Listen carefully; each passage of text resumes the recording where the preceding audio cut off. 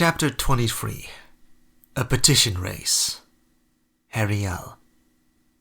Ariel spent the trip dreading what awaited him. Restless, she went over the countless scenarios, but didn't like how most of them played out. This should have been a resolvable matter, and yet there was an unpleasant amount that could blow up in her face. Starting with her realization that the Vhagar issue and her own murky marriage pact could absolutely not be argued simultaneously with the king. Ariel knew in her bones that scenario wouldn't go their way. They'd likely react similarly to Aemond, but with far less emotional investments, which would make them harder to argue against. They were the ones to maneuver her into this situation to begin with, but thanks to his wounded pride, Aemond had revealed the situation like a barking dog, indirectly messing up their scheme, or whatever Ariel was to call it. Aemond had seen the Vhagar issue in context with the events at Winterfell, and immediately placed it up against Ariel's feelings for Cregan, when those two matters were actually completely unrelated, which is how things needed to be presented before the king, to first resolve the Vhagar issue during one petition without dragging in Ariel's situation. Because if the king pardoned Hagrid of Vhagar's theft before he realized Ariel wasn't happy with their agreement, then Hagrid's safety couldn't be used, to the same effect, to force her hand. But the other glaring problem was how Hagrid had to petition the king for his pardon. He'd be the one to speak in their defense, not Ariel. Not only because Hagrid was the one to take Vhagar, but Ariel's voice would be disregarded. In these situations, girls, particularly those without royal blood, weren't allowed to speak unless directly asked to. And that happened about once every... never. Just about never. Maybe once a year if the petition was serious enough and there were absolutely no other men available to speak instead.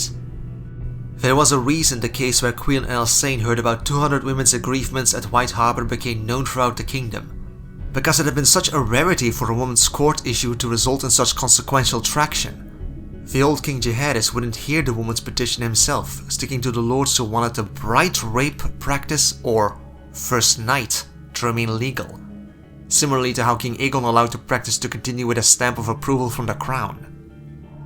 Instead, the Queen had held court herself at White Harbor, because she'd gotten there first, and then convinced her husband to stop the practice of first night afterwards, framing it to her advantage and not the Lord's. And that was over an absurd and disgusting rape practice Ariel couldn't believe had started to begin with, far less continued for centuries and only abolished during the reign of Viserys' predecessor. So though there were always ladies at court listening to petitions, they weren't speaking. That was rare.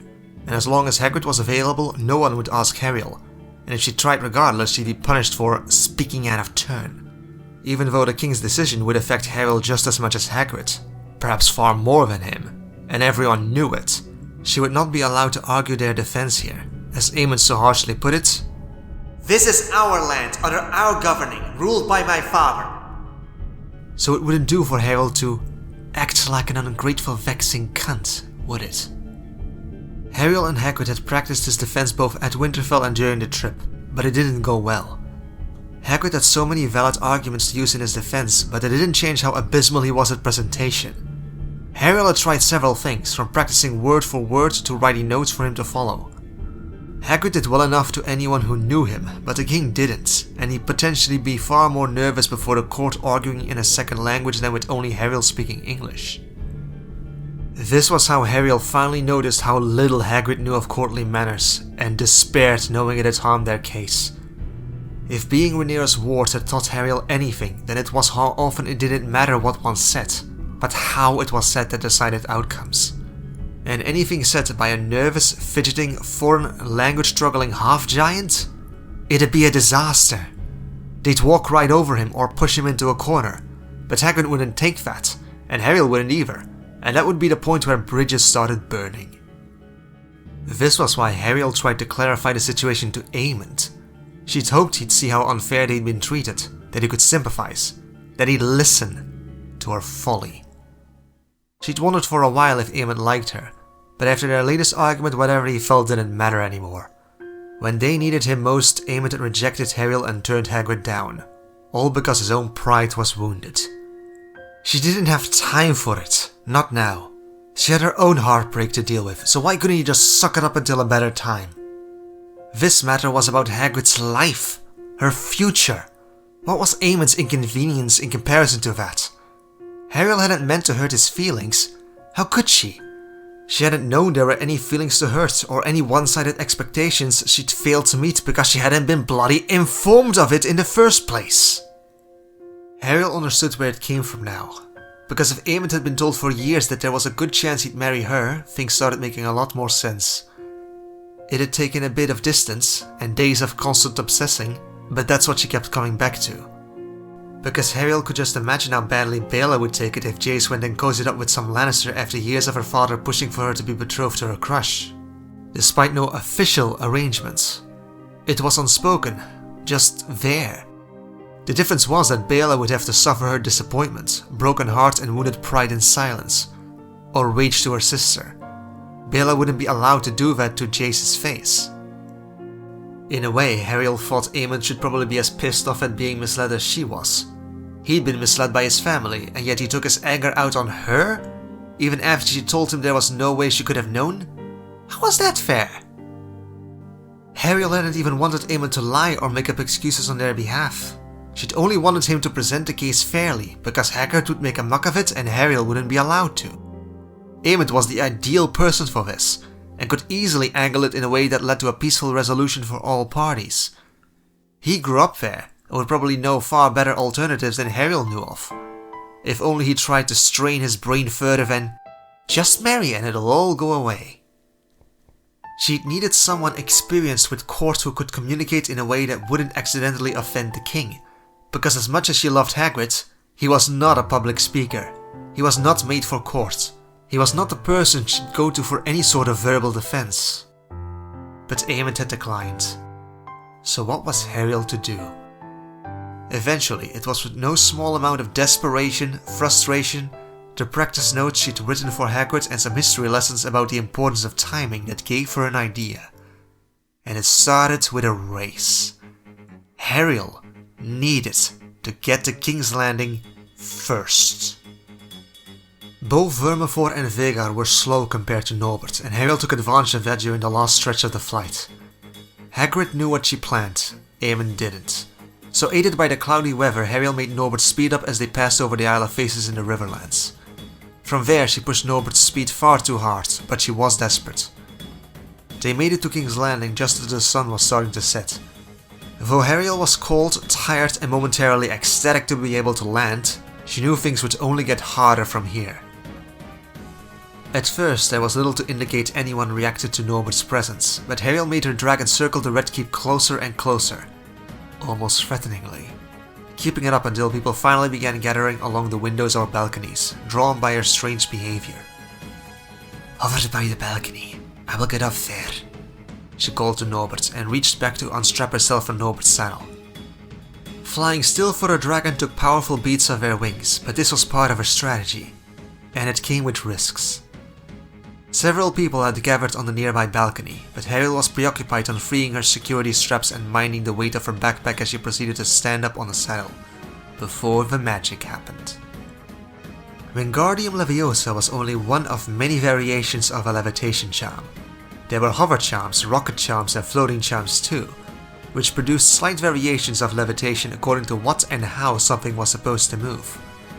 So by aiming her magic at her shoe, not herself, Ariel was able to quote-unquote fly. Busy with her spell work, Ariel wasn't watching them, but certainly heard as several screamed when she stepped off Norbert's saddle into thin air, and how quiet it went when she didn't fall. Ariel glided on the chilly air from Norbert's back to the balcony. It wasn't flying and hard to control even after so many hours of practicing dragon safety spells alongside Hagrid, though at least she was able to keep her face straight. It worked, and a bunch of people witnessed it. Ariel floated down to the railing, landing a little weak-kneed but steady enough not to fall, and jumped onto the balcony smugly. Ha! Ariel turned to Norbert. "Thank you for helping me show them human flying. You can fly home to Dragonstone. I will meet you there." Norbert snorted, but took off without further ado while Ariel headed to face the crowd, only to find an unexpected but welcome face there. Why had Jacaerys come to King's Landing too? He was the first to rush forward, but as the prince and direct heir to the throne, several nervous guards leapt forward to protect him. "My prince!" Step aside, Jace said cuttingly to the guard. It's only Hariel who's been missing. The order was sharp enough they nearly leapt to do as the kid bid, and Jace came to meet her. My prince, Hariel said, curtsying formally and deeply as etiquette required after so rudely invading their castle. What's the meaning of this, Hariel? I knew you could make things fly, but you never told us you could. And where have you been? You're aware Norbert has never been chained, and I would not allow her to roam free above King's Landing. It's far too dangerous for the people. Yet needs forced me to the capital with haste, and this way Norbert can head straight for Dragonstone, Hariel said, gesturing towards the sky. What haste urged you to jump from a dragon at such heights? Where have you been? Jace asked, bewildered. If you sent Norbert ahead to Dragonstone, how will you get home yourself? I will have to take a ship, Hariel answered simply. I come on behalf of Rubius Hagrid, bringing an urgent missive for His Grace King Viserys. The king probably wouldn't hear what Hariel had to say, but he'd be more accepting if he read the same words in a letter sent by Hagrid. Jace accepted the roll scroll of parchment, looking over the seal and stamp curiously. Hagrid? Jace asked, surprised. What does he have to do with matters? All of it is explained in a missive, my prince. I believe it's in the best interest of House Targaryen that His Grace be made aware of developments as soon as possible. Would you please make sure your King Grandsire receives it, Prince Jacaerys? Please, she added quietly, trying to express with her eyes alone that this mattered. It wasn't a game and it really couldn't wait. Jacaerys nodded. I will, but first tell me where you've been. Everyone flew out to search to no avail. We still hadn't heard news of you 3 days ago, so Father escorted Bela and myself to the Red Keep to hear of any developments. On Dragonback? Hariel was momentarily distracted. Both Moondancer and Vermax were older than Norbert, but both their growths were slower, and neither Bela or Jace had flown such distances before. Yes, the boy said proudly. Though all we learned was that Aemond hadn't returned. I'm glad to see you, but now my uncle is unaccounted for. I'm touched by your concern for my well-being, my prince, but this is not the first time my destination travels has gone awry.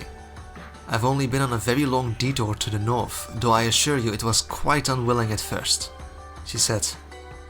Since we last spoke, I've been from Harrenhal to Hornwood to Winterfell and all the way to the Wall, before flying back. Prince Aemond found me in Winterfell, but as we passed over the God's Eye, I flew on ahead. You can assure your family that last I saw Prince Aemond, he was heading directly for King's Landing. He should be here after he's reached the city and chained up his dragon. Though puzzled, Jace accepted that his grandfather would hear the tidings first, which motivated him to do as Hariel bid, heading directly to the king with her scroll. In the meanwhile, Hariel was escorted through the bustling castle halls to a guest chamber. People hushed as she passed, staring and gesticulating in her direction. As intended, everyone seemed to know Hariel was the one who'd circled her dragon around the castle, while others were whispering about her wingless flying. It had been done on purpose, but the attention made her as uncomfortable now as back at Hogwarts. Hariel wished she was still in the air. It was always easier to be bold and certain of her course while flying, but there was no going back now. She'd sent Norbert away willingly, but the loss of security nagged at her anyway. If things went wrong, Norbert could have been an escape route, but this was the choice they'd made.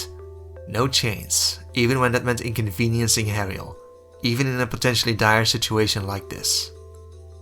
Hariel's warm welcome didn't last past the first hour, but then she hadn't expected it to last longer than it took the king to receive and read her letter. It was nearly a pleasant surprise she'd been left alone in a chamber at all, since with the aid of magic it was just enough time for Hariel to get off her drenched travel clothes, spell away most of the sweat, dragon smell and change into her uncomfortable uniform, before armed guards burst into her chamber. What's the meaning of this? Hariel demanded of the men who'd entered without knocking, including one of the twin Kingsguard knights and the hand of the king. Hariel knew they'd been coming. Poor sound insulation meant she'd heard them trampling down the hall easily. Yet even as she asked, Hariel didn't bother turning away from her magically floating mirror. She was braiding her stubborn raven hair without assistance, a task that was a headache even at the best of times. Lady Hariel? Otto Hightower trailed off, and Hariel caught his startled expression in the reflection of the floating mirror. because Ariel had gone from showing up drenched, sweaty and smelly to appearing like a fairy queen so glittery it was leaking out her ears.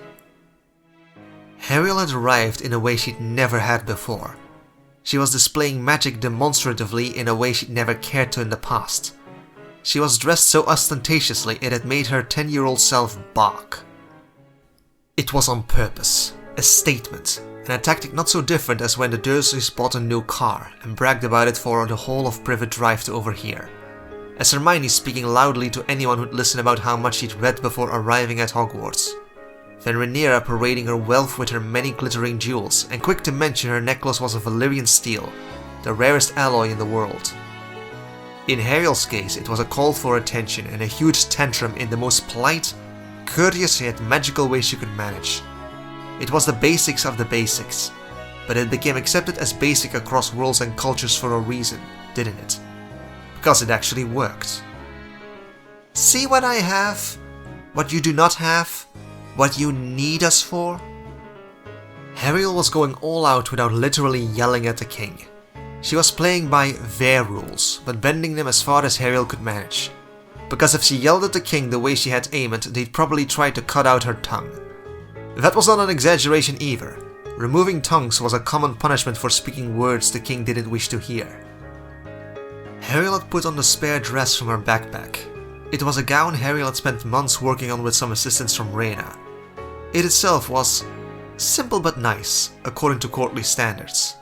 But that was before Ariel turned it into a charm and transfiguration project. It needed to be eye-catching, but not too aggressive. Ariel was a witch and foreign, so her appearance needed to demand respect and yet not be too provocative. Yet being dismissed as a naive little girl was the opposite of what she wanted. The point was to appear like someone who already had everything she could want. So what did she need them for? Gryffindor red was too hard and too Targaryen, and yellow too soft. So she transfigured the blue basic fabric into liquid gold instead, and kept going. Ariel charmed stars to twinkle along the bottom of her skirts like a cluster of shimmering crystals, set dense along the hem with lighter spacing until it narrowed in on her slim waist, circled with a waistband charmed to act like calmly drifting mist. The spells were variations of simpler animation charms and color-changing transfigurations, yet beyond anything that people of Westeros knew. The end result was that Ariel appeared ethereal and maybe a bit alien, or as if a unicorn fall had spewed on her.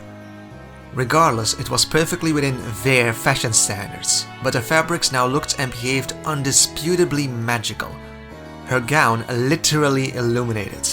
It wouldn't last longer than a few hours, but they certainly didn't know that. Do you normally barge into a lady's chamber without knocking? Is this how the king's hospitality looks like, Lord Hand? She spoke with offense. My manner of arrival was unorthodox, but I was given guest rights. From her mirror reflection, Ariel caught the men checking her over repeatedly, making her thankful her cheeks were still flushed from flying. It had covered her growing embarrassment, while she kept in mind the ogling wasn't out of leering. For once they were actually interested in her dress, not the body underneath. It's in regards to the missive, Lady Ariel. You've been summoned to the King's Solar immediately. That was what she'd hoped for. To clear as much as possible of Hagrid's case before he had to.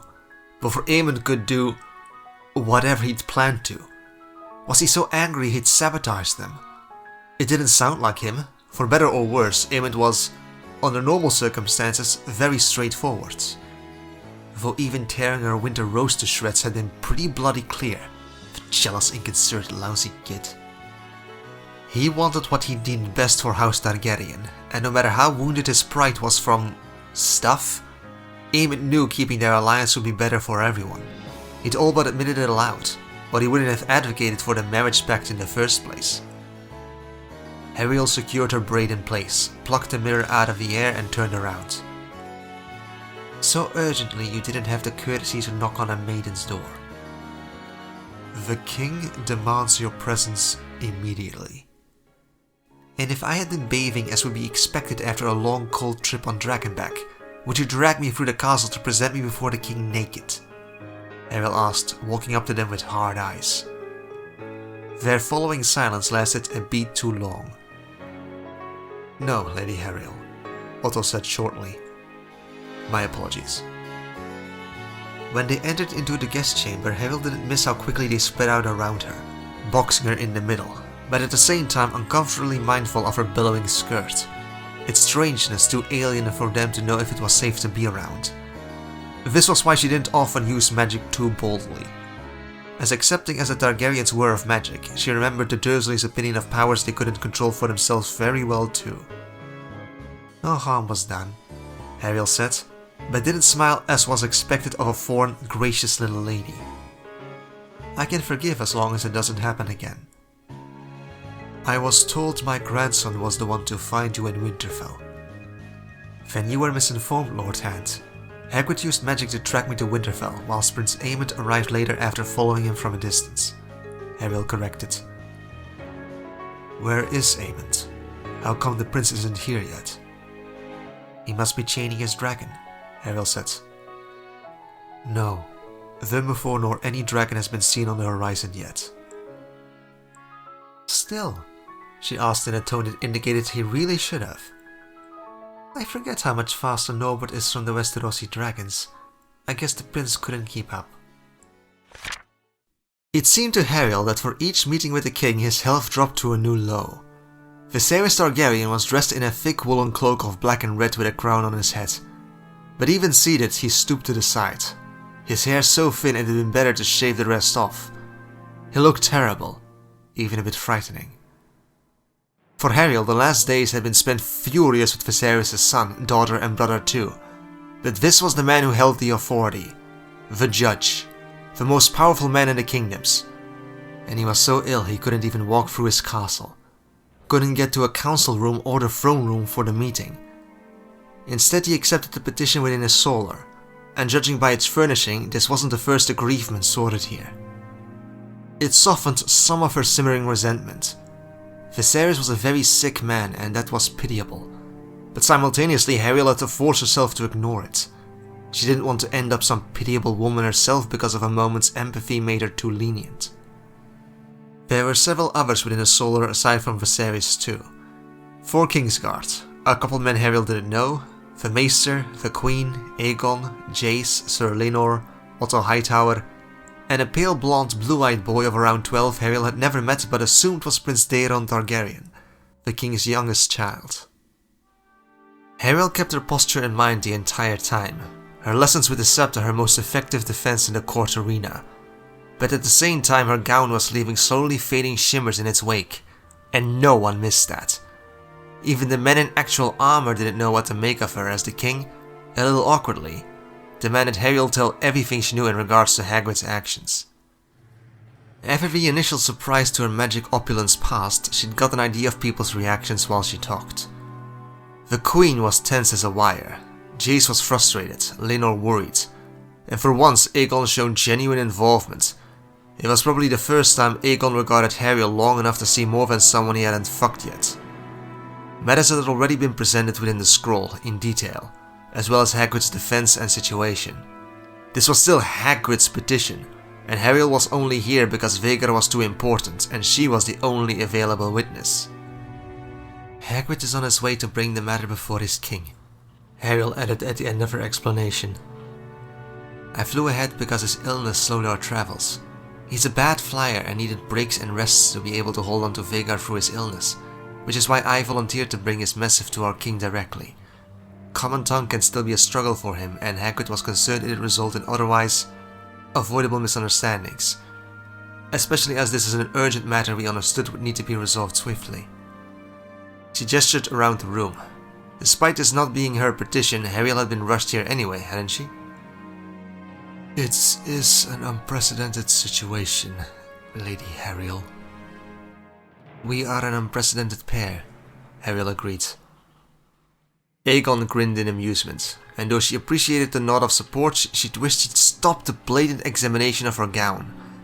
It was hypocritical, she knew, to want them to stop staring when Hariel dressed this way specifically to get attention. But still. How Stark can back up your claims about his ailment? The king asked. Confirm Rubeus Hagrid's aversion to flying. Yes, your grace. The Warden of the North, Lord Cregan Stark, and Lord Ellar Serwyn, the heir to Castle Serwyn, watched Hagrid's arrival at Winterfell too.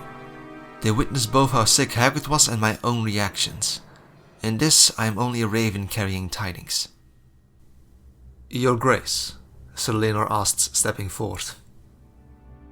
Sir Laenor, can you bring some insight into this situation? How could you not be aware Vhagar left Dragonstone? I do believe I can give some insight into matters, Your Grace. Several of my own observations align with Hagrid's missive. Everyone on Dragonstone is aware that Rubeus Hagrid is not fond of dragon riding. He did not initially give leave for Lady Hariel to fly northward, and often argues dragon rearing above their usage. That said, my wife and I were aware Vhagar had left Dragonstone, but not that Rubeus Hagrid had claimed her. We only noticed Hagrid's absence after the Dragon Keepers reported his prolonged absence causing the younger dragons to act up. I already informed you of the incident a few days ago where the dragon Stormcloud ate one of the younger handlers. Yet we were aware Hagrid had been greatly affected by fear for Lady Hariel's unknown situation. Then my wife was informed by her sister, Princess Helena, that he possessed a magical device that told him Lady Hariel was somewhere north. We never saw it ourselves, but this was before any dragon riders had returned except the princess, who required rest. We assumed in his impatience to see Lady Hariel safe, Hagrid had left to try and find her through magic, though we never thought he'd use Vhagar, Your Grace. Then he should have given the searching device to another dragon rider, Your Grace. Instead, Rubeus Hagrid left the royal family searching fruitlessly for Lady Hariel, whilst keeping the means to locate her for himself, Otto Hightower argued, and Hariel barely held back the urge to blurt out the answer, but instead had to settle for staring towards the king beseechingly. He didn't seem to notice. That's true. Hagrid tried. Jay spoke up, conflicted but sure of this at least. How so, Jacaerys? The king asked. Princess Helena informed me Hagrid only found the device the day your daughter arrived on Dragonstone.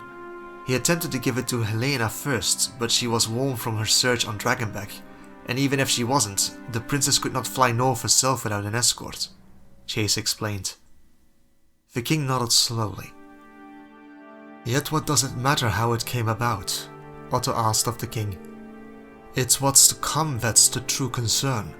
As it stands, Rubeus Hagrid is born into the strongest dragon in the world, a wizard with powerful magic and form. He's stolen a historical relic, a jewel of House Targaryen. Even if he never rides Vhagar again, no one else can claim her while he yet lives either. At that, Hariel spoke before giving turn. Your grandson said the same, Lord Hand. It was almost as if Hariel hadn't spoken at all. The king and Otto briefly glanced in her direction before focusing on each other. This treacherous act is not something that can be overlooked by some unfortunate circumstances, Otto said. I urge you to demand recompensation for the theft of the realm's most dangerous dragon. What did you insinuate, Lady Hariel? To Hariel's surprise, the queen cut into her father's speech, though maybe Hariel shouldn't be. No one else had, but the queen seemed to have noticed her comment had been more threat than remark. Hariel very nearly spat out a similar tirade as she had with Aemond, but took a deep breath before she stepped in it. He'd acted like a jerk, but losing her temper had only alienated Aemond at the worst possible time, and she doubted the king would take her attitude any better. It wasn't what she said, it was how she said it. Don't blow up. Don't. I requested Prince Aemond to name Hagrid's replacement to no avail, Hariel said stiffly. Because every Targaryen except the king, whose mount passed away decades ago, has already bonded to a dragon. Hagrid will easily agree to never fly Vhagar again, but if this bond had never come to be, who would you have bonded Vhagar with in his stead? Princess Rhaenyra's unborn child? What is the great loss you demand compensation for? The king frowned, Otto Hightower straightened, and then there was a knock on the door. No one had expected the interruption in the middle of a petition, which meant the reason the guards disregarded usual practices was because Prince Aemond Targaryen and Rubeus Hagrid have arrived. Oh, in the name of Merlin's seven bloody underpants!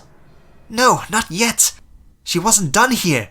There was far more Ariel needed to say, but with the new arrivals, the rest was taken completely out of her hands.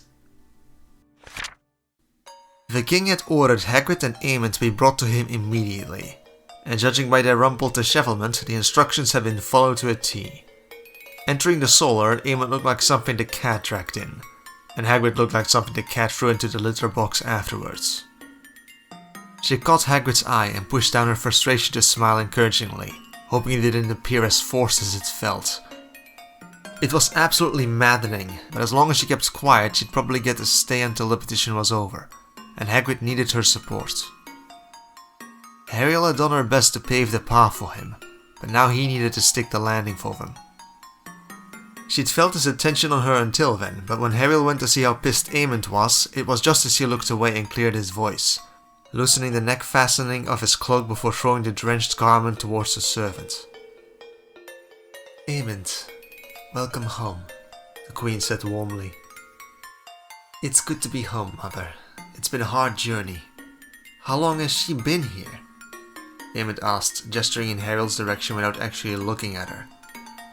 So you're still pissed then?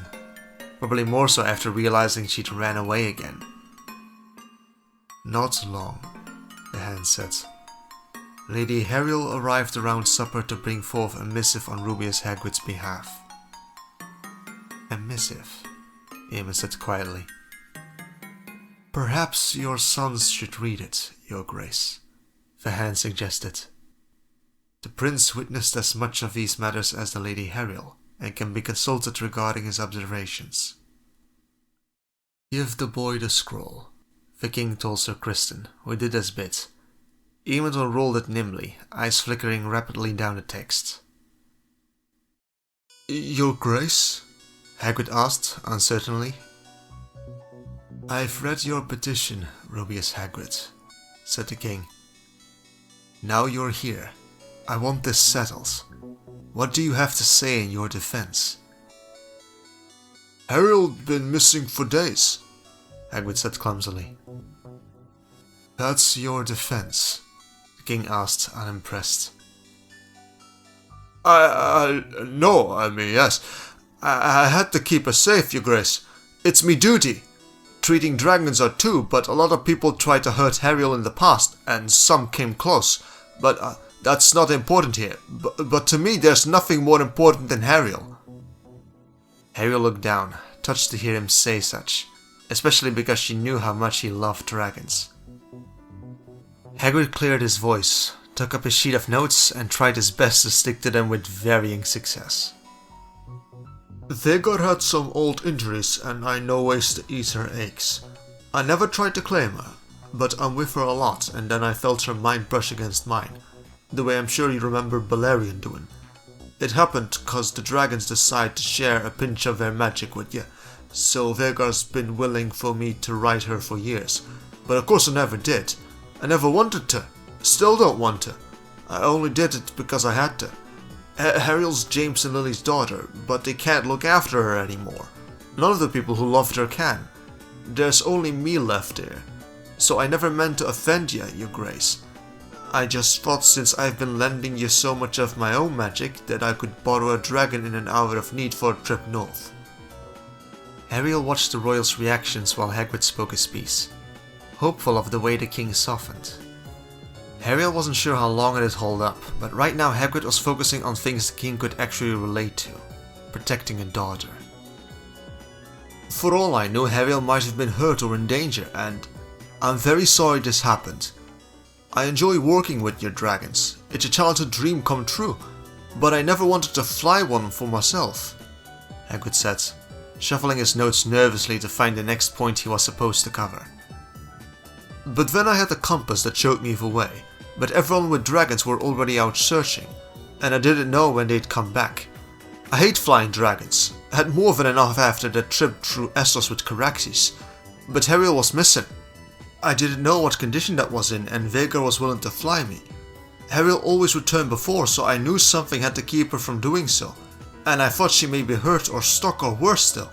Fortunately, Lord Kragan Stark's a good lad and gave her aid, so I found her healthy and hale. That's all that matters to me. The king wasn't unaffected by Hagrid's defense. It fit with what Ariel suspected, that Viserys favored his firstborn daughter above his younger children, possibly by quite a bit. "What of Aemond?" the queen asked. "He bore witness too. You should hear him out, husband." "Can you confirm the claims brought forth true?" the king asked. Ariel had unconsciously started relaxing, but at that she locked right up. Before his father, Aemond rid himself of his usual expressiveness, making him near impossible to predict. He couldn't throw a tantrum before the king any more than Ariel could. Well, he probably could, and with far less consequences, if any. But she knew his pride wouldn't allow it. From the little she could tell, Aemond was considering how to answer, but his hesitation was as infuriating as it was suspicious. When Aemond raised his head, his mask was up with only a tense flexing of his jaw to reveal the underlying tension. "They are, your grace," Aemond said, casting a brief glance towards Ariel, lips flickering in a smirk that didn't reach his eyes.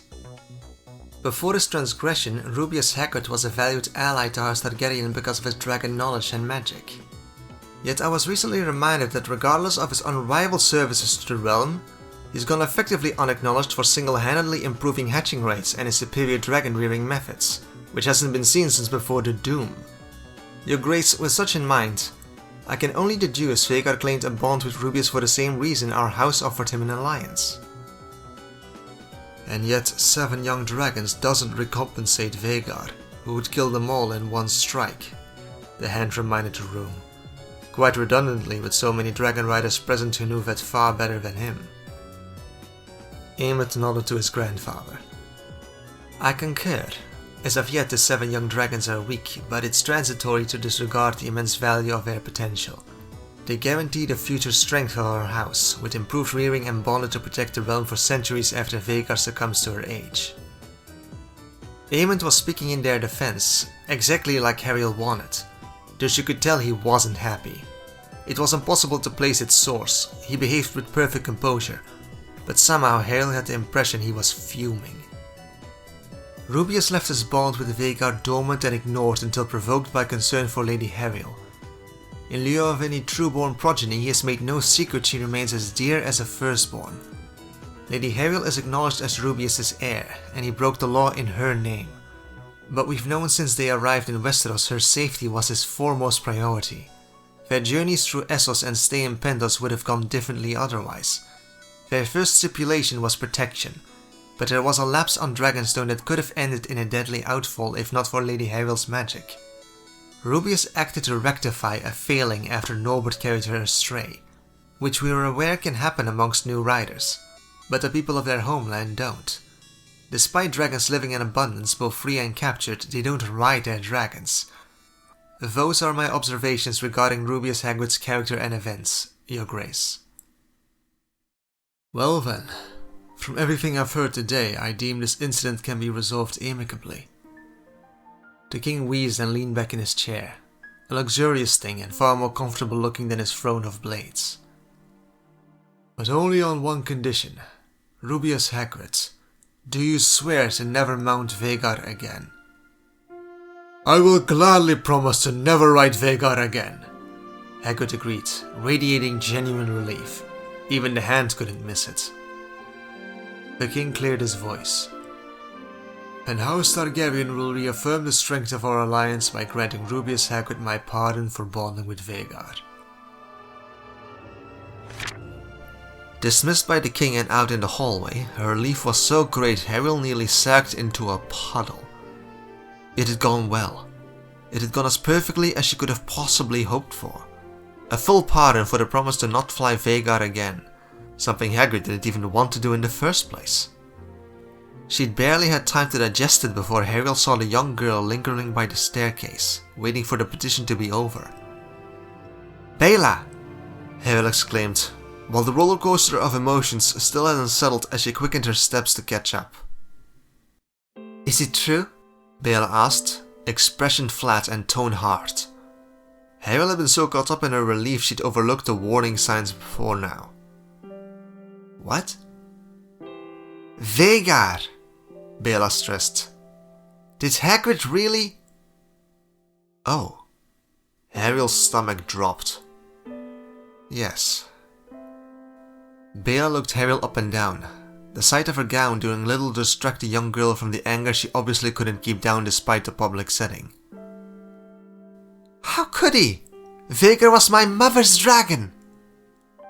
And before that, Vhagar was your grandsire Balon's dragon, and before that, Queen Visenia's. Ariel snapped. She was so done with this. So tired of everyone thinking no further than their own hurt feelings.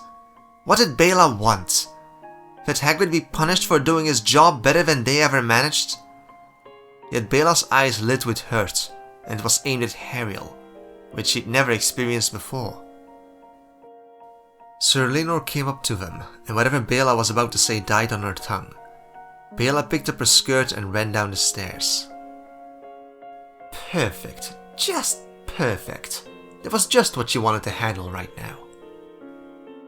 Regardless of this unpleasantness, I'm relieved to have you return to us unharmed and well, Lady Ariel. You look more radiant than I've ever seen you. Thank you, Sir Lenor, Ariel said quietly, looking after Bela as she disappeared around the corner. I will be leaving for Dragonstone immediately, Sir Lenor said. That didn't sound wise. It's dark. Sea smoke can handle a journey he's familiar with even in the dark.